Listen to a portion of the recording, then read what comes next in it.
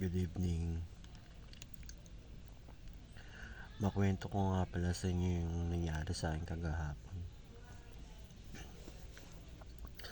Bale, yun no, sinamantala na lang natin yung pagkakataon kasi nga malapit naman na tayo dun sa may bandang bundok, dun sa may ano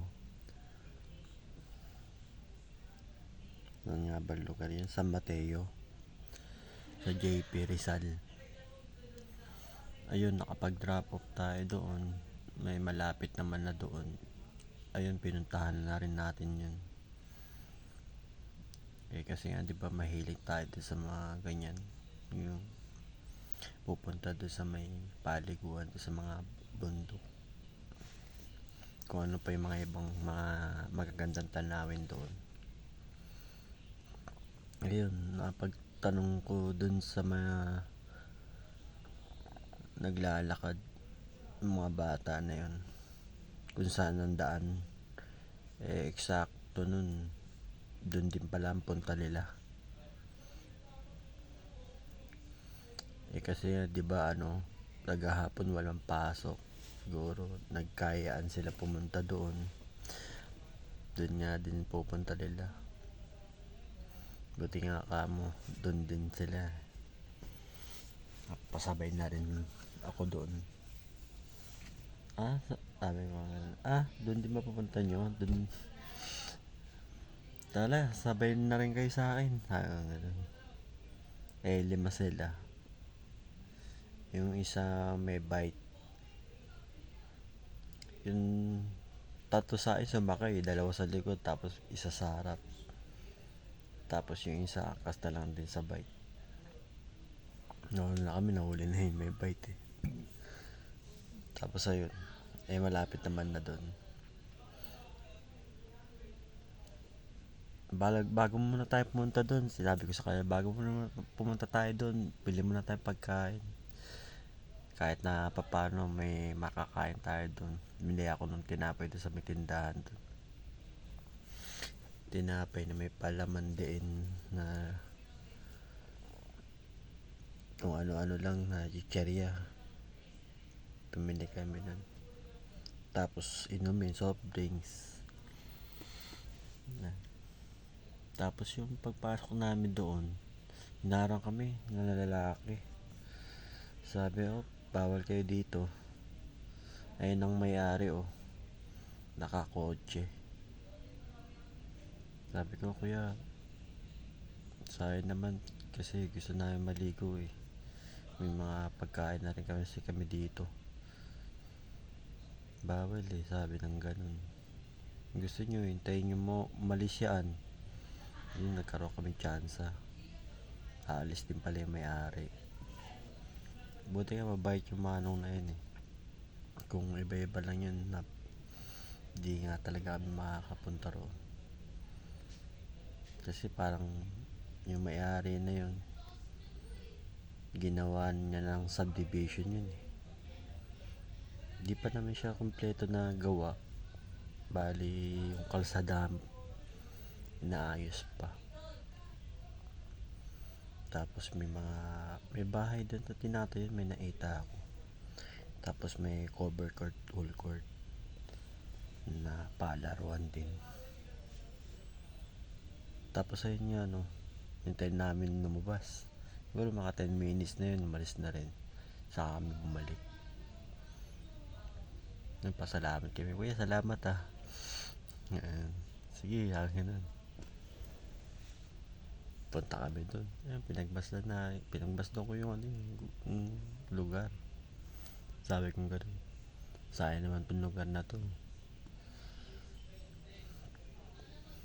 Yung mga ibang residente rito hindi na makakapunta dito kapag na pa-develop ng lugar na to. Kasi nga itong ginagawang subdivision, yung mga ganun.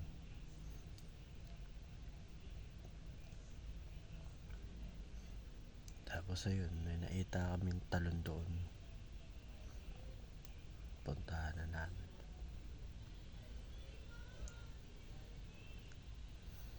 Yan, masaya na naman kami pumunta doon. Enjoy namin yung tubig doon. Mga bata eh. Magandang kasama eh. Masaya. Nakita mo sa kanila talaga yung tuwa eh. Kasi mag-aalang ka na nga lang din makakita ng mga ganun. Makikita mo na lang siguro yung mga ibang ano eh, mga puno rito sa syudad eh. Kasi di naman din ka makakita ng mga ganun, mag-aalang na lang din. Makikita mo na lang, puro sa cellphone na lang din.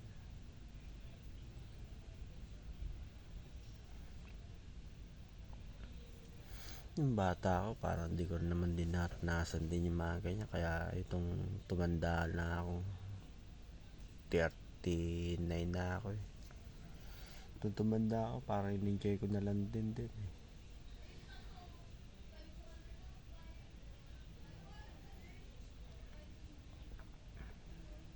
Late na nga lang. Eh kasi, ngayon ko lang din nagkaroon ng time para sa sarili mo din eh.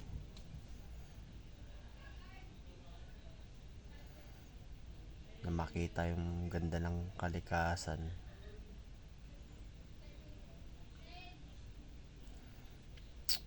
Yung pag-akit ko doon sa may talon, naagos yung tubig eh. Doon, nasaya na ako eh. Nakakakit ako ng ganun kahit first timer pa lang umakit ng ganun. Pero yung makita mo sa mga palabas na ganun, ang ganda diba? Tapos mapamangha ka rin, may tumatalon. Mula galing doon sa taas tatalon. Eh yung pinuntahan naman namin doon, talon siya pero yung baba, mababaw na lang. Mababaw yung ano niya.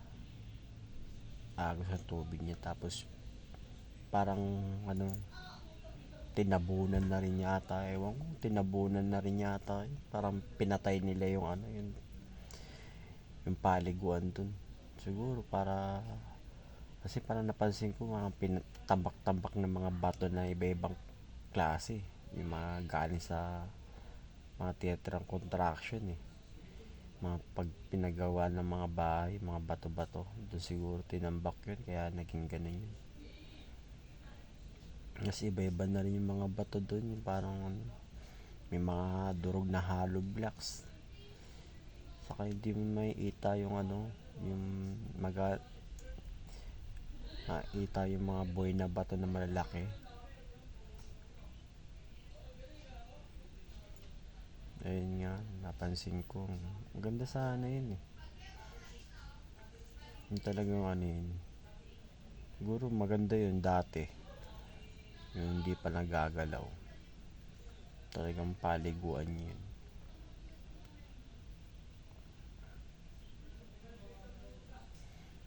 Ayun, nakwento ko lang.